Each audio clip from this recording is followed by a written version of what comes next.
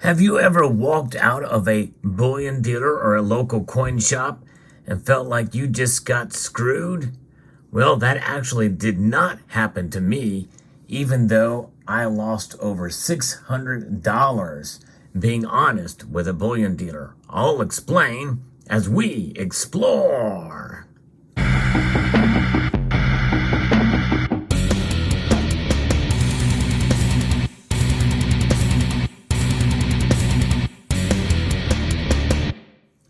What's inside of this box is a fairly controversial piece for myriad different reasons, but nonetheless, let's take a look at it and I'll explain the story behind what happened in this particular case.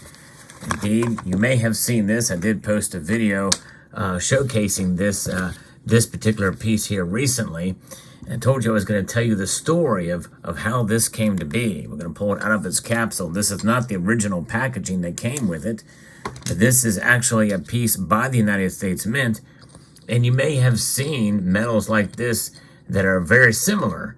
And this is the National Bicentennial Medal. They made them in various different forms, from bronze to silver to gold-plated bronze to antique silver and 90% gold in 3 different sizes. This particular one is the middle-sized piece. So I saw it and I inquired about it from this particular bullion dealer, and I asked, how much would you want for that particular piece? His response to me, well, I had to be honest with you, it is actually 14 karat gold. And to which I rebuffed and corrected him and said, no, it is actually 90% gold and it weighs over an ounce. And he was quite shocked and surprised at my revelation and presumed honesty. He did argue with me a little bit, but the problem is there's no weight or purity or any indication on this piece as to what it's made of. Now, these were actually struck by the U.S. Mint. And I'll get a little bit more into the specifications of this later. But first, after I proved it to him by pulling out the precious metals verifier, the Sigma Metalytics verifier here, which actually took quite a time in order to actually show him that was 90% gold. But I was able to prove to him with this, and which, by the way, the precious metals verifier is a pretty good tool. Now, it's not perfect, but it served me very well. But in this case, it cost me $600. But nonetheless, there's a price you pay sometimes for being honest. And by the way, I'm going to have a question for you, the viewer, here later in the video, because I'm curious to see what your answer will be to my moral question. If you enjoy content like this, I hope you will consider subscribing to the channel and maybe pressing that thumbs up button if you found this video useful. But there is a controversy behind this and other pieces like it, which are few and far between considering what this is. The United States Mint produced these pieces, but they did not put the weight or purity on the metal itself. So it's very difficult to find the specifications or accurate specifications for this. And there's no real single authoritative website that I was able to find for this particular piece. In fact, even Numista did not have anything on it. But I was able to garner exactly what the specifications were, but I knew for sure that it was at least 22 karat at the least, or at the most, and 90% gold at the least. And I knew it was over an ounce of gold. So once I had convinced him of that, well, he raised the price. He originally sort of said, well, that's the price I got it for, I'll pass it along to you. And then he changed his mind fairly abruptly after talking with him for a while. So I was a little miffed by that. And I said, well, okay, if you're willing, I pulled out the cash to pay him. He says, well, I'll tell you what, I'll give you spot for it. Or I'll charge you spot for it. And I know you're not going to turn down that deal. And his original response was $1,925, which was spot price at the time. But then he raised it another $25 to $1,950. But in reality, I still saved because this is 1.167 ounces of gold. That's the actual gold weight. when you take that into account. Now it weighs about 40 grams. In fact, this particular piece weighs 40.3 grams of gold, or total weight, including the alloys, and is 34 millimeters in diameter. So when you do the math on that, based off of the spot price of $1,925, which that happens to be the spot price of gold today, that amounts to $2,246.48. So I don't think I did too bad, purchasing this regardless. But nonetheless, there is a moral quandary. Now let's get into a little bit about this particular series. Again, it's one of 3 different gold sizes.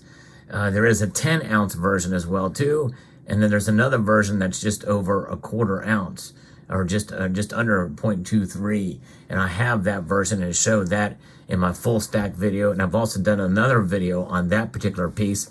If I remember, I'll post it in the end screen of this video later. But nonetheless, this has a reeded edge, and it is quite heavy in the hand. The box that it came in is not the original packaging. But then when I looked at the box and turned it over, and I see here that it has incorrect specifications on it, 37.5 grams, which is actually that may be the actual gold weight of it, perhaps. Very close to it, 37.5 grams of actual gold. It says G there for gold, but that's not the total weight, but that might be the actual gold weight in grams. Then it says 1.40, and it looks like there's a K there, and that's where he probably mistook and thought it was just carat. So the thing is somebody got screwed in this deal, and it really wasn't me when it's all said and done, but somebody did, which means that he bought it from somebody else and paid them well under spot for it. And instead of passing that savings completely on to me, which he originally said he was going to do, he upcharged me for a spot gold for an ounce after I actually had told him. But so of course I ran away with that deal. I didn't correct him again because he had already raised the price another $25. But nonetheless, there it is. So I've got it. So I felt like I was a little bit screwed, but not on this deal. Now, I did ask another coin dealer, a friend of mine, and he said that he would have just taken it for the original asking price, which is about $13.40 or what have you, as what he was charging, what he was going to charge, which would have been, kind of above spot or what have you, price for the amount of gold that was in it. He said he would have taken that and ran because, he got it for cheap. So he's still going to profit from it regardless.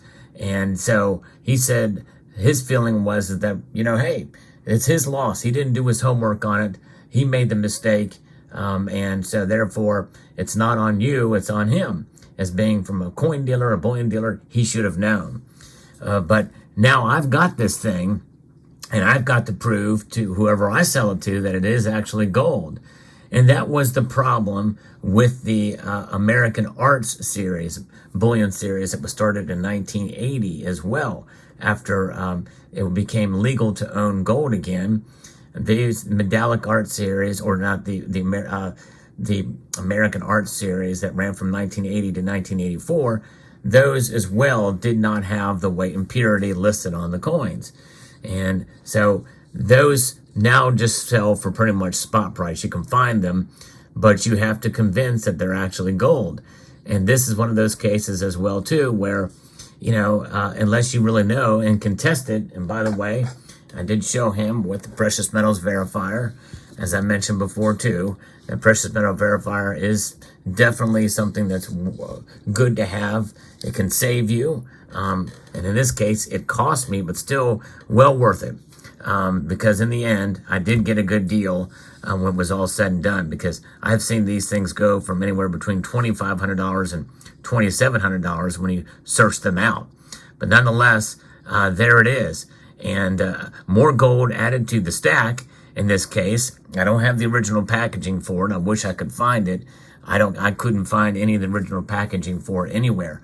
They did not come in capsules. They come in the open air like this, which is unfortunate, but nonetheless, I'm going to keep it in this box for sure. But so I want to ask you, what would you have done in my shoes? Would you have challenged him, this dealer, when he sold it to you as if it was a 14 karat? Or would you have went ahead and corrected him as I did and be honest and taken the deal that I did? I'm very curious to know, because it is somewhat of a moral quandary, because in the end, he's the one that's going to profit. He's not going to take that money and give it back to whoever he bought it from. We know that. Of course, you can make a promise that, hey, I'll do this deal, but you gotta pass it on to whoever you bought it from because you told him wrong. You know, that kind of stipulation you put on something, a deal, you're basing it on faith that they're going to do that, and likely that's not going to happen. But what are your thoughts? Would you consider doing that? What would you do in this case? In the end, though, I got gold for under spot, so there is that. But liquidating this is going to be a challenge down the road. Specifications for this thing are difficult to find. Some of them say it's a 22 karat gold. Other sources say 900. I have found that it is indeed 900 gold upon testing it. And it is 1.167 fine and gold, 34 millimeters in diameter. And by the way, it has a fairly rare mintage, a mintage of only 5,396 pieces. And a lot of them were melted down upon the gold rush, so to speak, when gold spiked up in 1980. So fairly hard to come by these things are. But let me know what your thoughts are. And if you know where I can find the original packaging for this, I am a fan of the original mint packaging. And by the way, it was the United States Mint that produced these, for sure. Yes, indeed, in conjunction with the American Revolution Bicentennial Administration and the United States Mint. So let me know what your thoughts are. Hope you found this video informative, insightful, and educational. I'd like to extend a multitude of gratitude to each and every one of you for taking the time to watch, and to encourage you to please rate, share, comment, and subscribe.